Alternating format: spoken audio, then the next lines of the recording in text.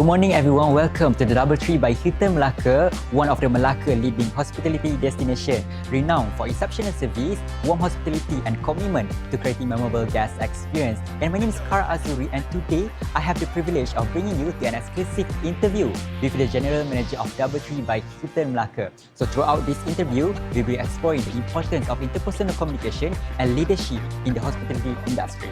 Without further ado, let's head over to the DoubleTree by Hilton Melaka as we met our special guest.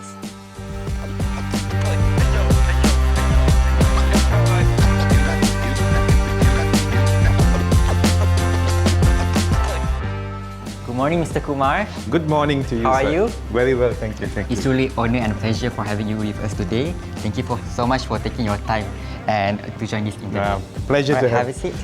To be here with you all as well.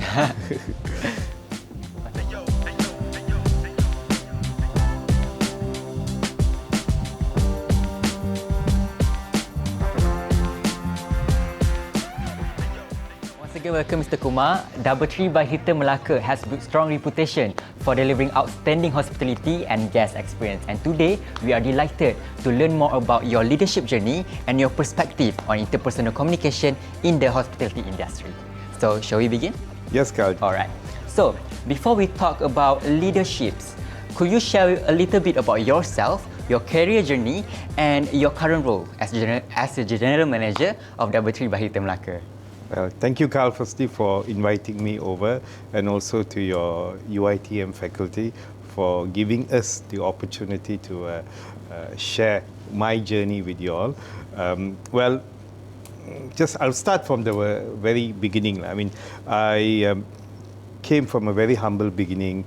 I lost my dad when I was just reaching 7 years old, and my journey has been surrounded by the support of my family, particularly my aunties, the 5 aunties who actually really supported us, looked after us. So my journey started in terms of hospitality at a very young age, whereby my mom used to be she just does a lot of catering, and I used to be the delivery boy, delivering food for into houses before school and even after school for lunch and also for dinner. So the love for hospitality began at a very young age, whereby I enjoyed interacting with people. So then, as I finished my primary and secondary education, I then went on to started work even at a very young age, as early as 15, 16, working in hotels, doing part-time work in terms of just managing the service sector of catering. So I used to do that, and so then it then built up the love for hotels and also love for meeting people. And then obviously at a young age we all want to straight away get into the workforce, but my mom paused me and said, please go and get an education. So then I finished my O-levels Form 5, and then I went on to do hotel management, which was, when I look back now, was the best decision my mom did for me, because not only that I got a career in the hospitality industry, but I also found my life partner, which is my wife, from going into the hospitality industry. So yeah, so it started from there, and the journey again evolved, me working in multiple hotels in Malaysia, Singapore, and I also had the opportunity to work in UK with Hilton and Crown Plaza. And then I moved back to Malaysia, and I continued my journey working for independent hotels. Then the journey took me on to Penang, whereby I was managing a property which eventually was taken over by Hilton. And my journey then continued with Hilton for the last 9 years, which has taken me to Penang, DoubleTree Penang, taken me to Timor-Leste, taken me to HGI Puchong, which I was managing for about 7 years, and also to Kota Kinabalu, and eventually I landed in Melaka in November 2024, and been a very eventful 20 months here in Melaka. All right. Thank you so much for sharing that. And it's interesting to learn about your journey and the experience that has shaped you into your leader who you are today. And for my next question, what inspired you to build a career in the hospitality industry and eventually become a general manager? Well, to be honest to you, I never in the wildest dream thought that or even dreamt of wanting to be a general manager. I never. My journey, as I said to you, started very young, and all at that time you think is you want to get into the workforce, you want to make money, you want to start your life. But then there are people along the way that will prompt you. You have to do this. You have to do it. So it started off with my mother telling me, you have to go and get, I know you have the love for hospitality, go and get an education. So that prompted me to go in and take education. Then when I went into the workforce, is your leaders who will then be able to identify your talent, and they will then guide you. So again, I went into, when I was in my hotel industry, when my hotel management, I used to specialize in food and beverage. So that was my thing because I've done a lot of food and beverage. But I went into the workforce, I began to work as a management trainee. And that exposed me to various departments. And I started off in front office. I just fell in love with it. Wow. And that again, at that time, my front office manager, he then gave me the guidance and he inspired me to want to continue in that front office. And that's how it then grew and grew and grew. And along the way, it's about just doing the job that day. Okay, I always felt that, I have to go and perform to the best of my ability. But then people recognize you. People see the opportunity or the talent in you, and they then guide you towards it. So in our early years of education or starting work life, it's always good to do your best, have the right attitude, work hard, because nothing is easy. You have to work very, very hard, and people will recognize you, and people will want to have this kind of talents who are willing to give more than what they are capable of. And that was my way of moving myself up. And even when I started getting into the positions of general managers, people recognize you and they want to give you the opportunity. And we always think, am I good enough for it? You will never be good enough, or you know whether you can do it until you are in that position. So what I can say is that being a general manager, it's not that it's a journey that you have to be prepared. You can never be prepared for the general manager's role, because every other day is a different day. But then there are people who will guide you and put you into that position. All right, that's truly inspiring, and it shows that passion and dedication can really open doors to great opportunities and the hospitality industry. So, as the general manager, what are your most significant responsibilities in shaping the guest experience while leading and developing your team? Okay, first thing, we are in a people business. Hospitality industry, it's all about people. Whether it's the guest or whether it's your team member, whether it's your owners, it's all about people. So what is the most important thing about people is to make them feel, the word feel.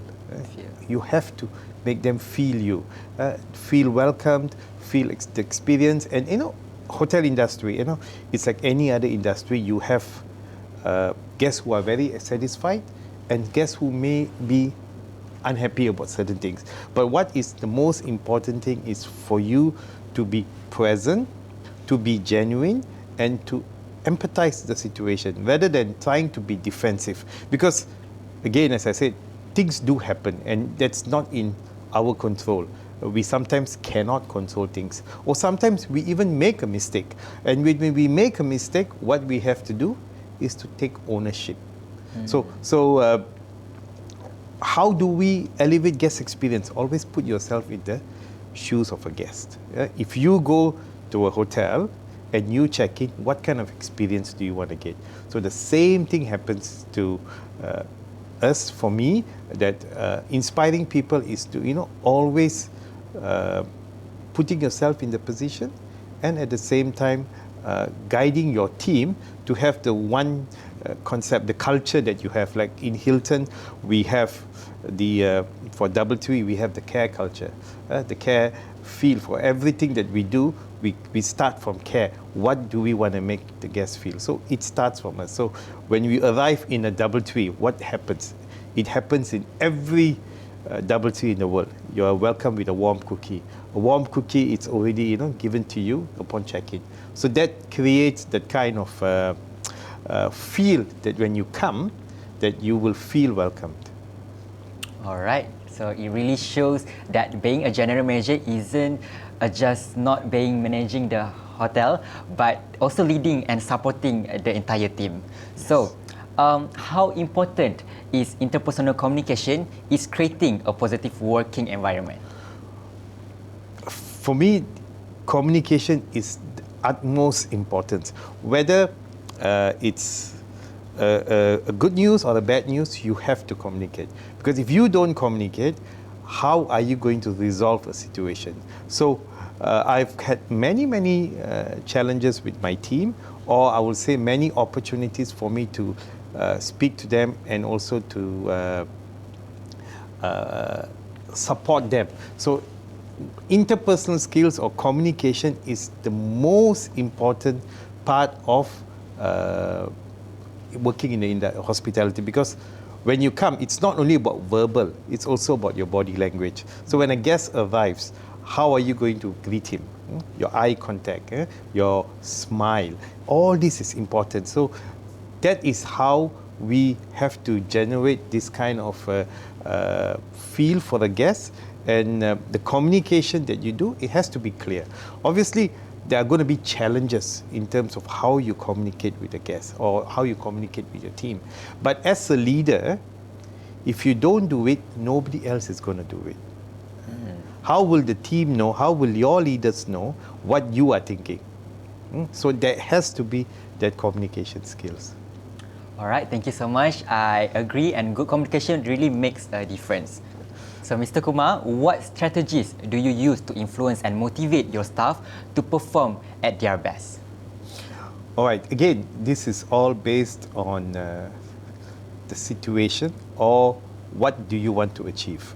For example, if you are looking at trying to share a goal, a common goal for the whole team, so obviously you have to get all your team members together, especially your leaders, and ensure that they understand the message behind this. Why are you doing it? It's very important, because sometimes, a lot of times as leaders, we tend to give instruction, but not giving the content of the reasons why we want to achieve this. So the communication that I will use for my team is, if it's something that is a team effort or the company's direction, it has to be, I have to have a collective team. I have to make sure everybody is there so that the message can be relayed very clearly. If you are communicating with a team whereby there is a certain challenge that you want to convey to them, or you want to give them some feedback, and feedback doesn't have to be like every year once or during your mid-year review. A feedback can be conversations that you have with people over coffee, and sometimes you just want to share feedback so that they are aware of the situation. So the other thing you have to always manage is timing and when to speak to the person. Because for example, in the hotel industry, you have a very busy day, and you have certain team members are not even smiling, and you basically want to tell them, hey, we are not doing it right. But at that time, you also don't know what kind of emotional state they are in. So you always have to have the right time. You have to give a bit of space to speak to them. And you have to also understand what are the challenges they are facing. So because sometimes maybe the system is not working fine. The system is delaying the process of check-in. But you, the staff, you don't, the guest doesn't know, you don't know. unless they tell you. So you have to understand, and you have to know the timing when you have to speak. And you always have to, in my opinion, is feel them, understand their challenges, and then you can give your feedback. It's no point you going there and just speaking to them just because what you see and what you think is actually the problem. The problem is usually you, even you don't know. So always understand the situation, speak to them. Timing is important. Sometimes my situation, sometimes I delay it for the day. I delay it for the day because at that point of time, you may also, as a leader, you may be thinking, oh, this is the right thing. But when you process it overnight, you then rationalize things and say, oh, maybe this is why it is, this is how it should happen. And you may not even need to have the chat. But always sharing feedback over a coffee or any time of the day, it's important because it aligns your perspective with the team, and the team is also aware that, oh, I can do better. Oh, actually I did better. And giving feedback is not just about a situation. If they have done something really well, which we have had so many successes in this hotel, whereby we have held major international events over the last 2 years, and it's all because of communication and we supporting each other, and we are not giving comments because you have done a bad job. We're giving comments because we want to improvise so that our next event or the next day, it becomes a much more successful day. All right, that's a great approach, and I believe employees will always feel motivated when they are appreciated and guided by a supportive leader. And so can you share an experience where communication helped solve a challenge within your team? Well, I have quite a few, but one thing that always reminds me or brings me back that how communication is so effective. People always think, when we deal with leaders, when we manage people, we sometimes feel that as a leader, you are always two sides of the coin. You're going to be giving good news or you're going to be giving bad news. So I've had a few encounters, and one of the responsibilities of a leader is you have to be honest and sincere with your feedback. And you make tough decisions. Why I say that is, in my career, I have, in a way, had to take the bold or the step that I have to tell someone your performance is not meeting to the expectation. So obviously, what is very important for me is not about you, but it's also about your family. I always feel I am a leader. I'm also a father. I also have a family. So why am I here? It's at the same time, for me to, educate to look after my family. So whoever that is working with me has the same responsibility. So the challenge that I had to tell someone that you're no longer performing or you're not able to perform to the expectation of the company. It's not my expectation, it's what the company goals are, and we are not doing that. We are not achieving that. So for me to relay that message to one of the senior managers, it's not easy, because here you are telling someone that you will not have a job in the next 3 months. So that is obviously going to be very hard. But then I had to do it with my interpersonal skills, with my communication skills, to tell him, hey, this is not working out. We have to find an exit plan. Let's work towards that, and let's see what's best for you. And I can tell you that I've done this a couple of times, and all these people are still good friends with me, because today they are super happy for that decision or that moment that we had, the communication that we had, that paved them to look at different angles of opportunity, and they are very successful today. So yeah, it's tough, but we have to do it. But at the same time, we are guiding certain people into a direction that they even never explored. So sometimes we think bad news is not good news, but bad news can be also light under the tunnel that you can see for your future. All right, thank you for sharing that experience, Mr. Kumar. So, what's your opinion? What qualities make a leader respected by their employees? All right, first thing is we always think that a leader is the person that we all have to look at. But we never realize that leadership starts from the very day that we were born. We have to just look at our parents, how much they have sacrificed in terms of bringing us up. So always go back to your roots. It's very important. Always go back to your roots. Look at your parents. They are the first-hand leader that you get. And we always look at that. Our parents, a lot of us tend to become what our parents were. And we grew in that. Same goes as when you come into a hotel industry, you will look at all the HODs, the GM as the leader. So we as the leader, we obviously have to, we have to set the example. We have to walk the talk. We have to respect our team members because they are also humans. So you have to give them the space. So by you giving them the space to express themselves, it makes easier for us as leaders to set our priorities and also goals. So if you ask me, personally, I think you have to put yourselves into their shoes. You also have been a team member before, and I have grown up from a team member to become a GM.